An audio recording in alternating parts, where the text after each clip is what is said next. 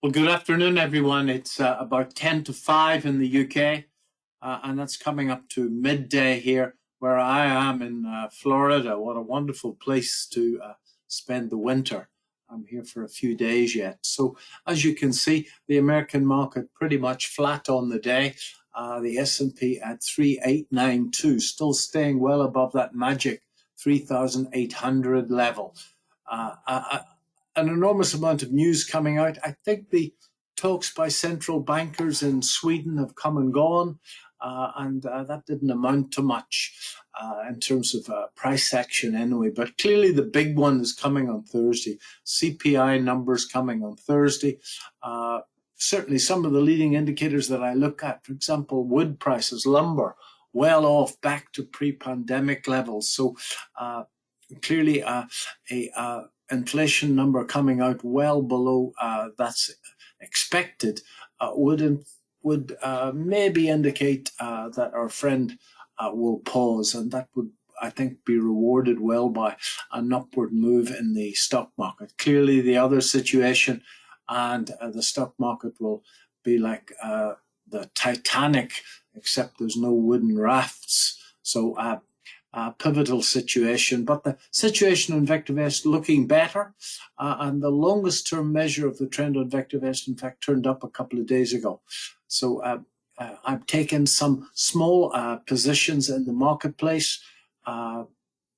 Let's have a look at the chart of the VectorVest composite, which I think I've got open in the background. There we go.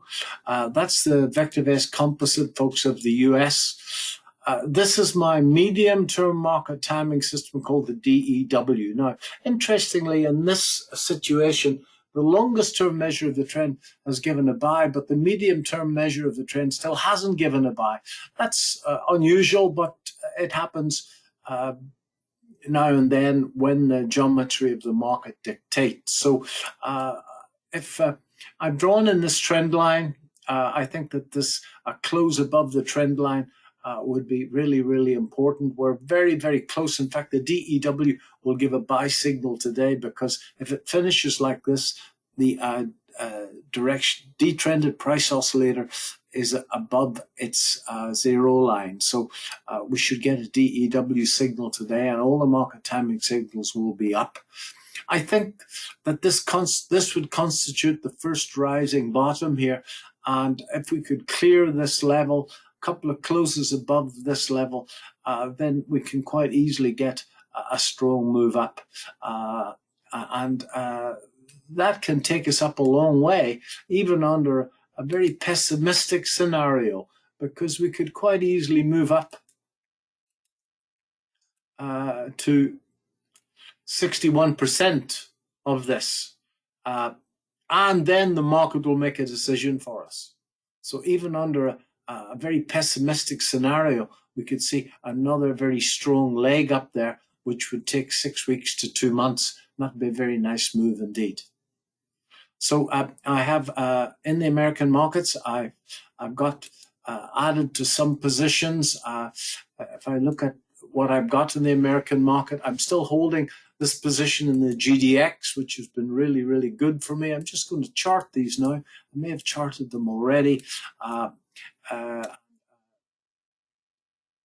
This is a stock I sold out of this one, bought it here based on this.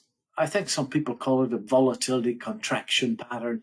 It's a simple old-fashioned triangle. When I went to technical analysis school, always liked to see a push down, run the blessed stops, and then go the other way again. That's pretty much a sure thing.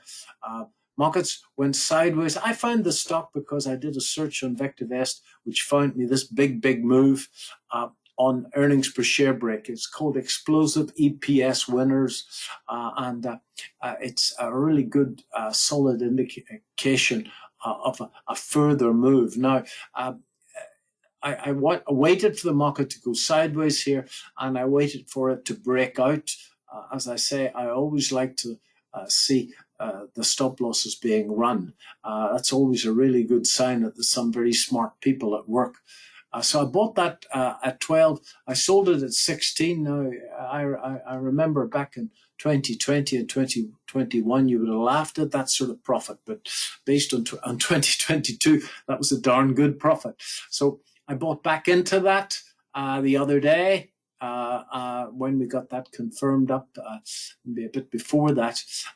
And with any luck, that's going to break much higher. The technical target is this fellow. And this bit should be repeated with any luck at all.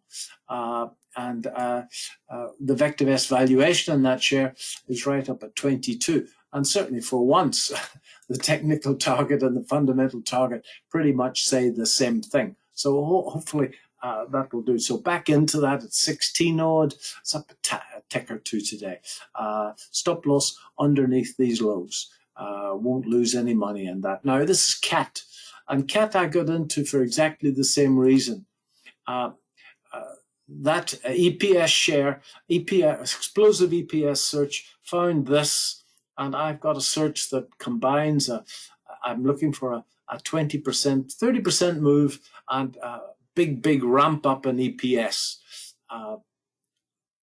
VectorVest finds those very easily. Many people will make a case that you could have found that bottom, but I'm not in the market to pick bottoms, folks. I find that if I see a big move out of the blocks and then a sideways move, this is a bull flag, and then I bought into this just about here, and I bought into it just at that open.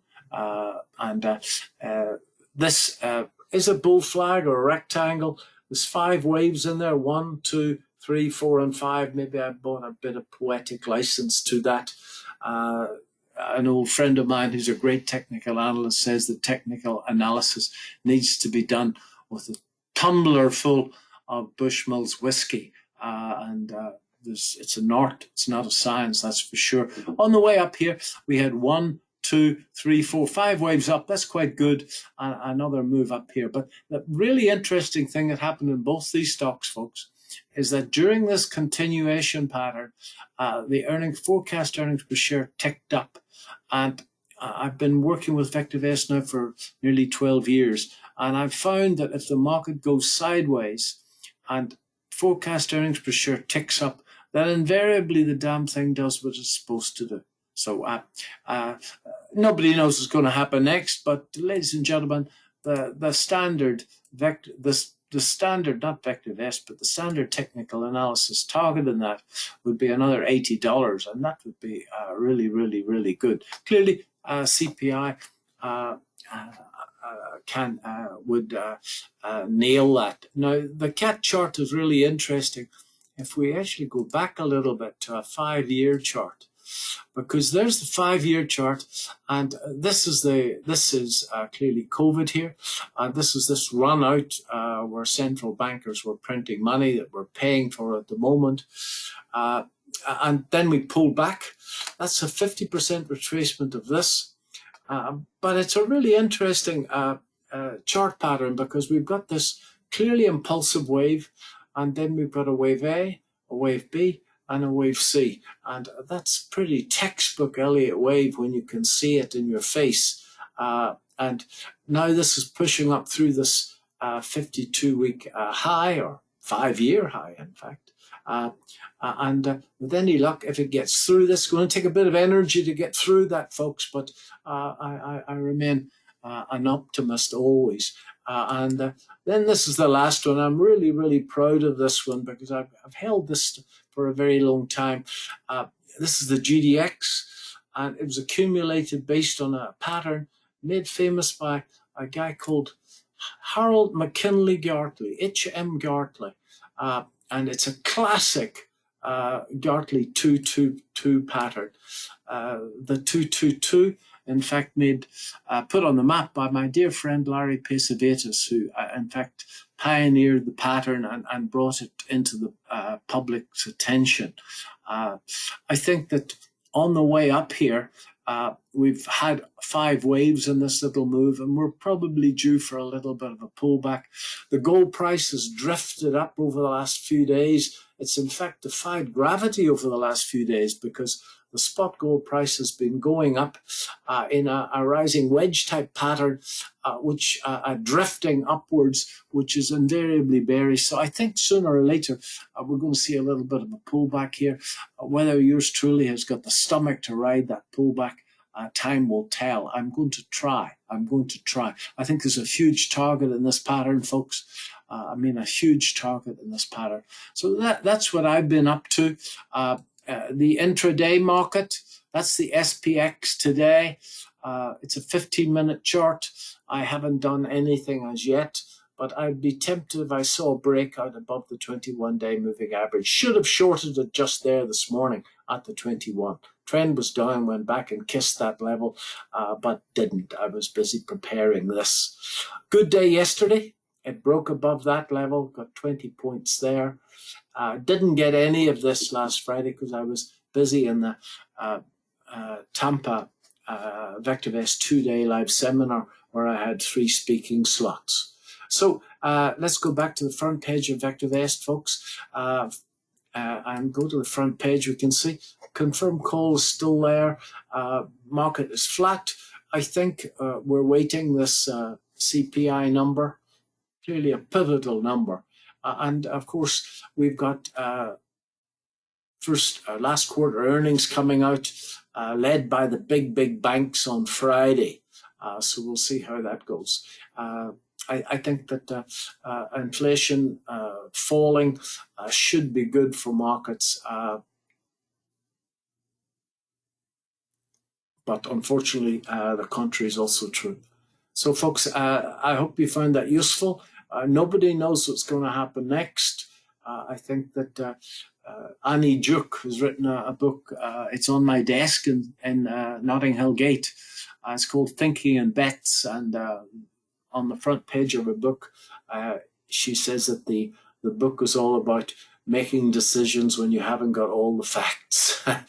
So it's always easy to make really cool decisions when you've got all the facts, but unfortunately, by the time we've got all the facts, Caterpillar is going to be fully priced. So I'm reasonably happy with those positions. I haven't got a clue really on a trade-by-trade basis what's going to happen next, but I'm going to do my best to try and manage risk.